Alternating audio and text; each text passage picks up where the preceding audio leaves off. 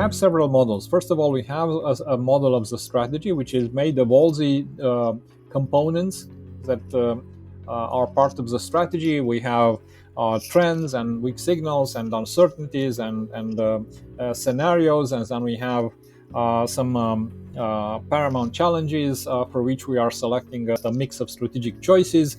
In order to turn them to reality, we need to define the activity system for the value proposition, which are representing a more concrete implementation of the strategy, and based on that, we are going to define the capabilities.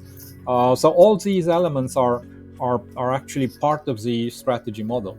Because we are talking about something that we expect to happen in the future, there was no other way but to use some hypothesis. There is the best ways that we can anticipate what might happen. First of all, what might happen in the external environment is our strategic analysis, if you remember, with driving forces and trends and weak signals and uncertainties. But then also what might happen as a result of the changes that we're performing. So we need to understand what kind of changes are we expected to do. And those changes also require an understanding of the capabilities that we need to have in place, and then comparing to what we have also to identify the strategic gaps. And that's the strategy model, and it's based on a variety of hypotheses.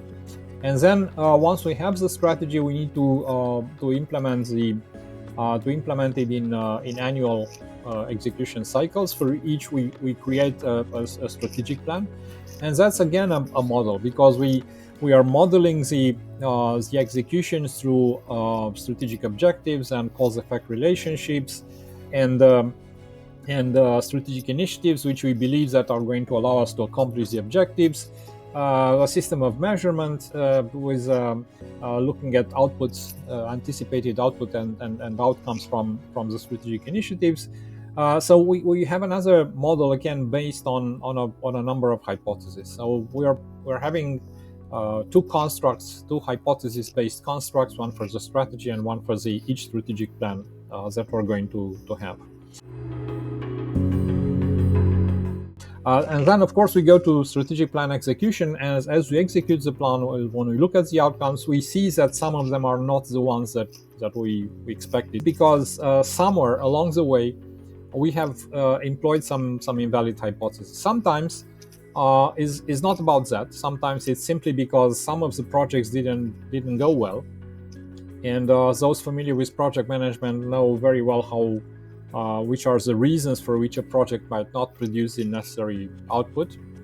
When we review on a monthly basis the consequences and the progress of our strategic initiatives, we realize that they might require some corrections, and we take the decision. And if we have, for instance, a PMO, we simply hand over the conclusion from the strategy review of what projects require some corrections, and they apply them. So that's the first step. That's are we talking about rather errors in the strategic initiatives, or in designing the scope of those projects, or something else?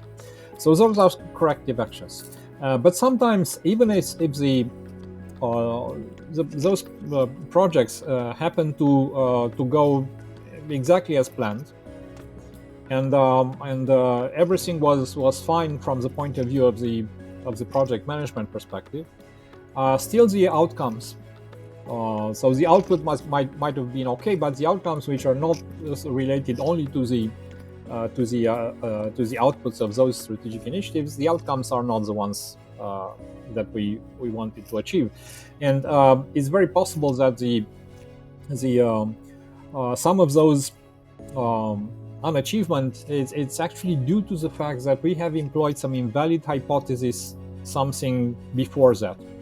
And we just need to go back on the chain of hypotheses that we have employed and find out which is the place where the most probable, the root cause, as we like to say, where that has caused this malfunctions that we've noticed as we executed the strategic plan.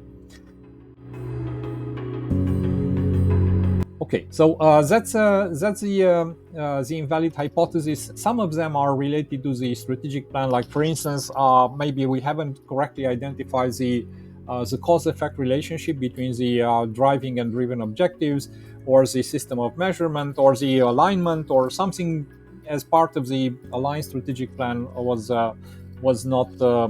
employing some hypotheses that were not valid. And of course, if we conclude that that's the case, we might need to change the strategic plan or the components that were affected by those invalid hypotheses.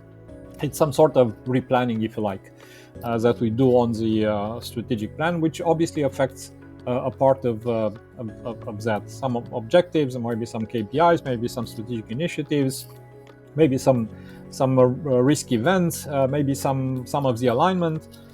So depends on where we identify the invalid hypothesis that we have employed in strategic planning, the alignment, or even in operational integration. But if we don't spot anything wrong with the strategic plan, it might be the case that we are trying to achieve not the right objectives, or it might be the case for one of them, or for more. And therefore we're not running the right strategic initiatives, or we're not measuring the right thing, because even the strategic gaps might have a different configurations than the ones that we have employed when we have created or we have built our strategic plan, and therefore the invalid hypothesis might be inside the strategy model, not inside the strategic plan. Inside the strategic plan model, maybe the identification of the paramount challenges, or some of the strategic choices, or some essential factors in the activity system, or part of the capabilities required. So there may be a lot of places where we could have gone wrong in terms of employing some hypotheses about the future which were not right. In some cases, we are talking about external factors or external hypotheses, but in other cases we're talking about things that we assume that some changes will happen in a certain way, and they didn't. So that's the type of invalid hypothesis at the strategy level, and of course that requires us to change something. Of course, replace the invalid hypothesis that will have effect on some components, maybe some strategic choices, maybe some capabilities required. And that means that we're doing a partial reformulation of the strategy as soon as we identify that some hypotheses that we have employed turned out to be invalid. Of course, we cannot just continue with executing a strategic plan based on a strategy that is partially invalid. So, of course, we need to perform the corrections and then propagate those corrections to the strategic plan, to maybe some departments, and end up with changes depending on where they impact. And we have a very good control of that, because everything is logically chained in a way that allows us to understand where exactly a change, for instance, in a strategic choice will propagate finally in strategic gaps, and then in the strategic plans that we perform that we execute this year. So this logical relationship between the stages that are generating the components of the model allows us, whenever we modify something, to be able to follow suit on the chain of decisions, and understand what exactly has been affected by that change, and propagate it down to the scorecards and KPIs that we're measuring, and to the initiatives that we're performing. Some of them might be changed.